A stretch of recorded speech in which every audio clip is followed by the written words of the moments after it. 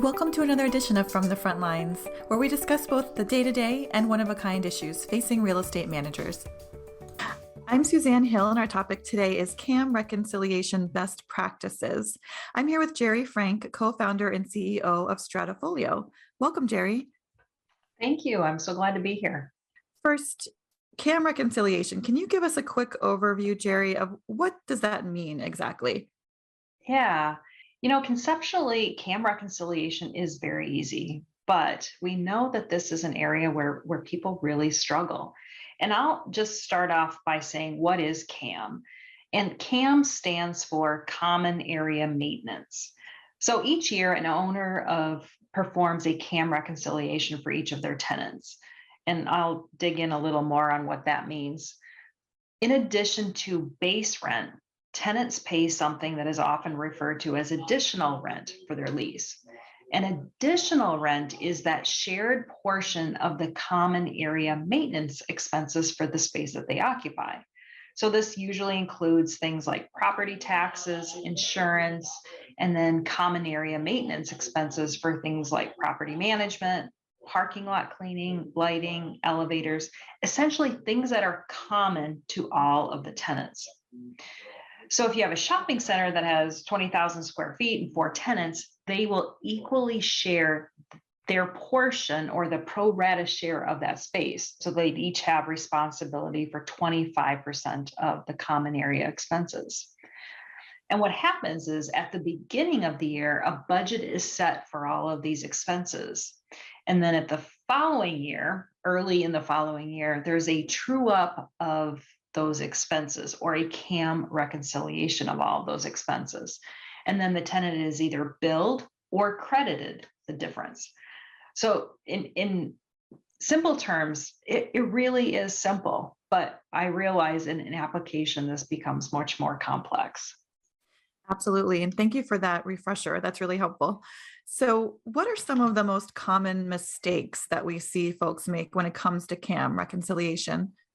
So first off, the first one that we see is people not reconciling. They're simply rolling over their additional rent from year to year with no increase. And this likely negatively impacts your cash flow and it makes it very difficult to catch up to what the expenses truly are. And this is also upsetting to your lender and investors if you have them. Likely every year you can expect a 3 to 5%, potentially even more increase on those expenses. So not reconciling is the very most troubling or common mistake we see. I would say the second thing that we see is just messy records. Owners often have to start from scratch for the entire year and review all of their expenses, how those expenses should be categorized, and then manually recalculate that pro rata share, taking into account caps, and then basically reviewing the leases every single year. So this makes for a very unpleasant task every single year, and it often takes many, many months to complete. I would say the next thing that we see is not reconciling when the tenant moves out. So you don't want to wait to reconcile that tenant until the end of the year. You want to make it a clean parting and do that reconciliation as quickly as possible after that tenant has moved out, so that if you do need to collect on expenses, you can. We also see people struggling with cost pools or overlooking this. So for instance, if you have a shopping center, you may have only 2 of 6 tenants that have grease trap expenses. And that pool of expenses should not be shared across all of your tenants, just those 2. Or you may have a building that has an elevator, but only a couple of tenants benefit from that. So you want to be very careful to make sure you understand what tenants are included in any cost pools, if there are any. And then finally, I would say just mistakes or delays in CAM reconciliation. And, when you think about CAM reconciliation, this is one of the activities that you as the owner or the property manager have to conduct every year. And it's how you appear to the tenant is really important. So when those those reconciliations are delayed or incorrect, that does look poorly on you as the owner. So you want to make sure that those are correct and that they're done timely and they look professional when they come out. Very complex, like you said. And I know here at IREM, we continuously get inquiries for best practices and tips around CAM-REC. Would there be, say, top 3 tips that you might recommend to a manager who's doing their CAM reconciliations? Yes.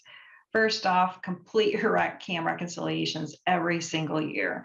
Your cash flow projections provided to your lenders and investors assume that you are recovering the full amount of your expenses every year with that anticipated 3 to 5% increase. So if you're not doing this annually, it means that you are eating those expenses and it's dipping into your cash flow. The next thing I would say is have a good chart of accounts that clearly separates your recoverable slash reimbursable expenses versus your overhead expenses.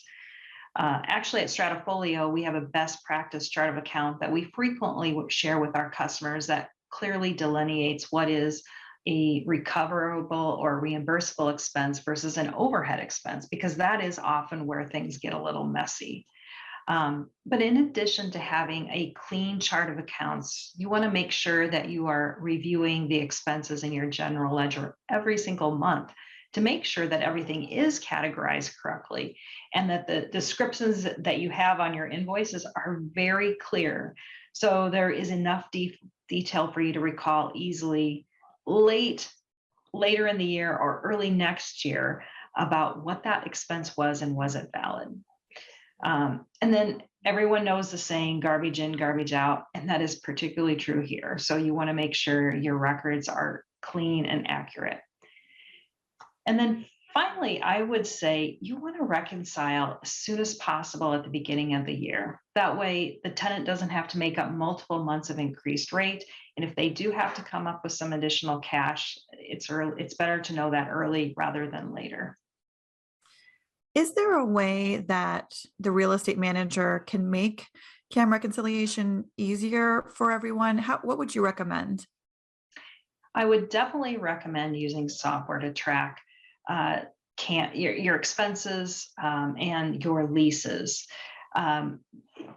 Oftentimes when people read those leases, there are things that can be categorized in software so that you don't have to manually do all of the reconciliation every single year.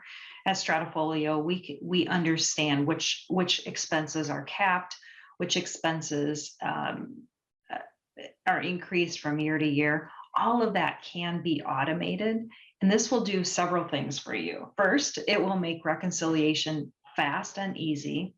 You don't have to rely on tribal knowledge of what was done in the past or review every single year those leases, although you should look at them. It will give you a professional looking documentation and process for the entire activity. And it gives you consistency from year to year on the look and feel of that whole process.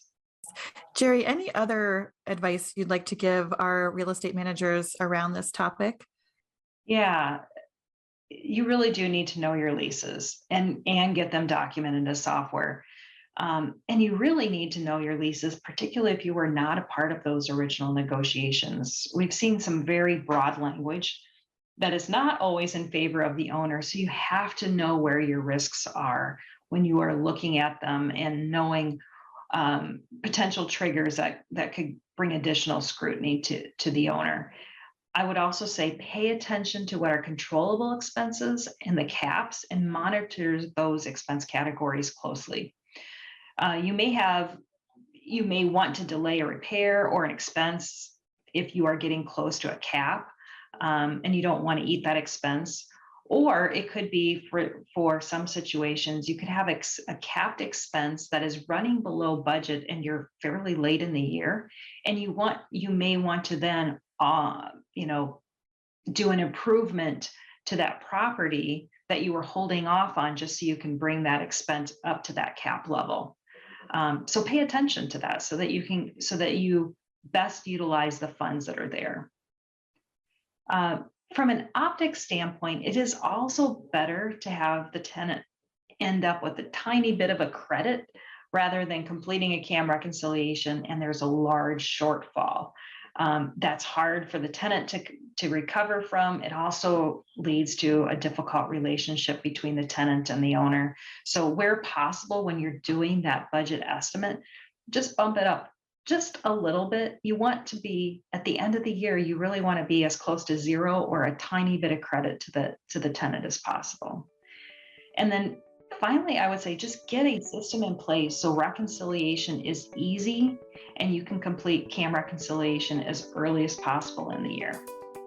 This is really useful information. Thank you so much, Jeri. And I know Stratafolio has a number of blog posts on this topic as well that our people can check out. So thank you so much for your time, Jeri. Yes, you're welcome. Thank you for having us. Visit irem.org for more knowledge to take on real estate management's most dynamic challenges. That's www.irem.org.